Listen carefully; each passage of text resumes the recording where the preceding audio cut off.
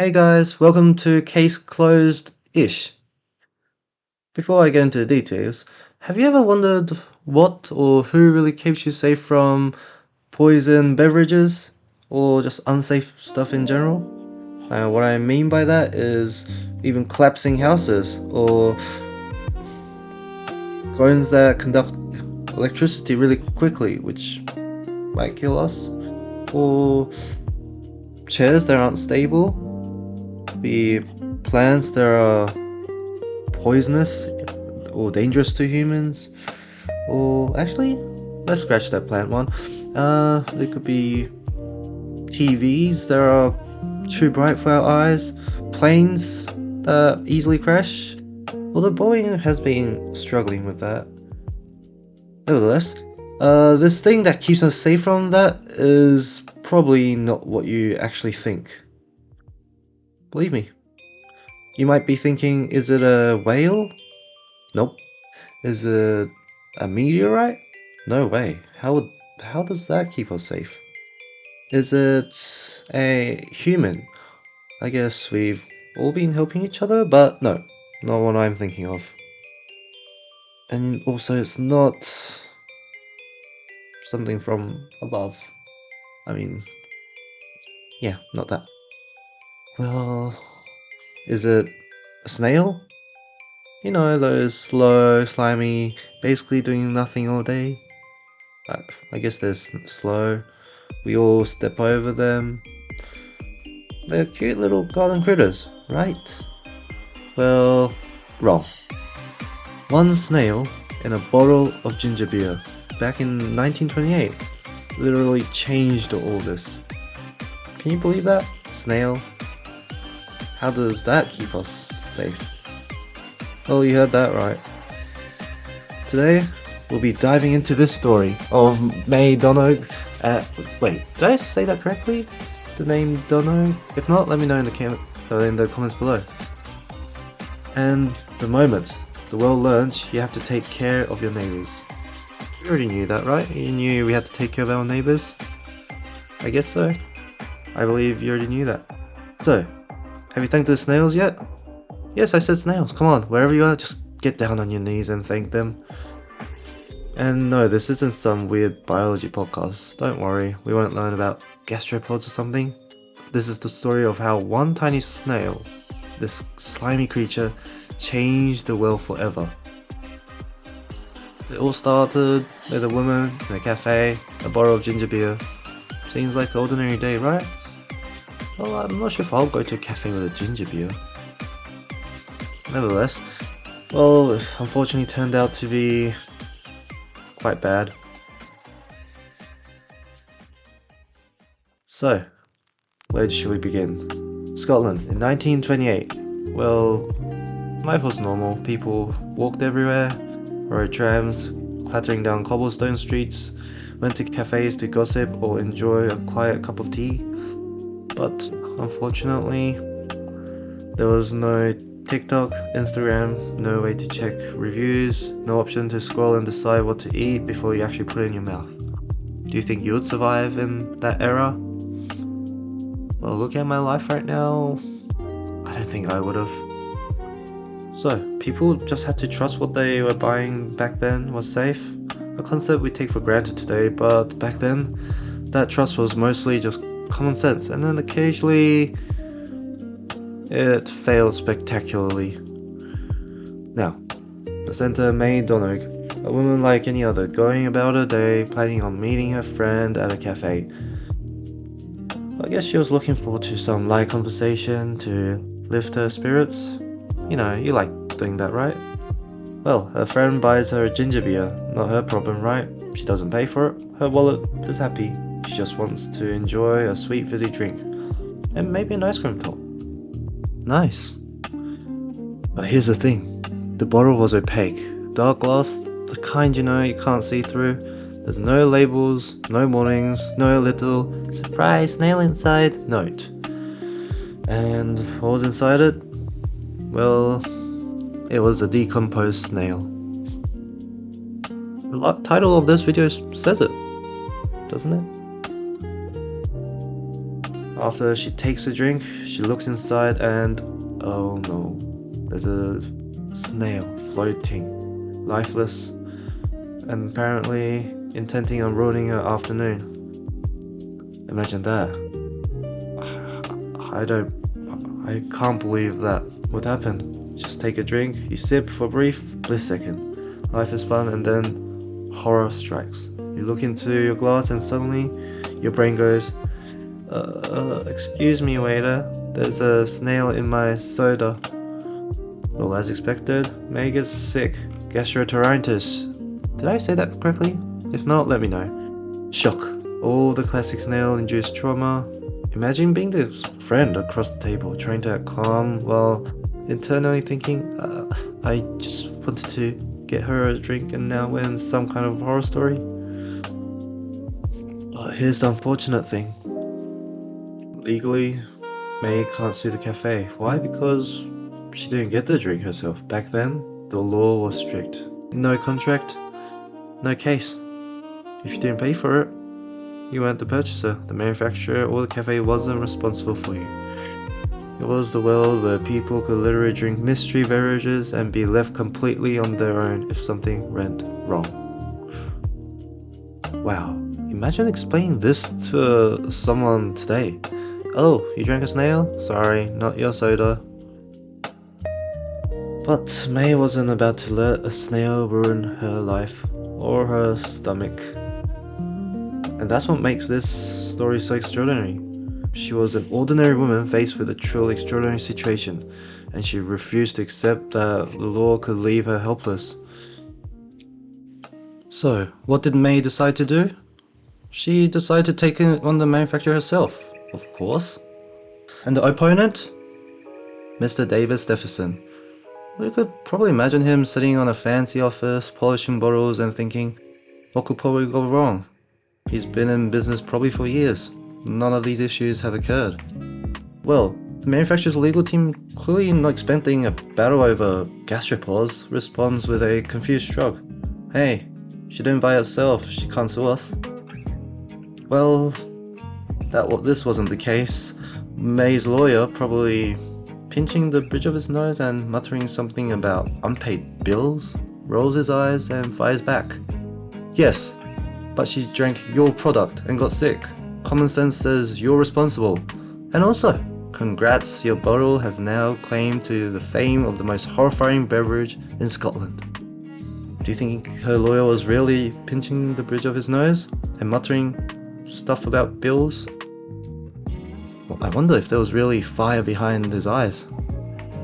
Just kidding. Well, let's get back. This was actually groundbreaking. At the time, most legal claims were strictly about contracts. No contract, no responsibility. If you didn't buy the product yourself, the law didn't care, even if it made you violently ill. That's right. In theory, anyone could drink a mystery beverage, hope for the best, while law says, not our problem. Well, May's case was different. It wasn't about contracts. It wasn't about invoices or receipts. It was something much bigger. Negligence. You know, back then, negligence was a thing as well, but almost a mythical concept. Like a unicorn wearing a judge's hat. I wonder what the unicorn would have looked like. Well, people knew it existed, but no one quite knew how it worked, until a snail showed everyone exactly how serious it could be. This case was quite a big one, because it ended up all the way to the House of Lords. I'm not talking about the lords up there. You know, don't take this word for word. Well, it was the highest court in Britain. Imagine 5 judges in robes, arguing about a snail? Sounds ridiculous, right?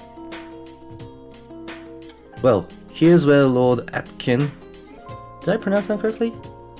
I don't know, drops the most famous line in legal history.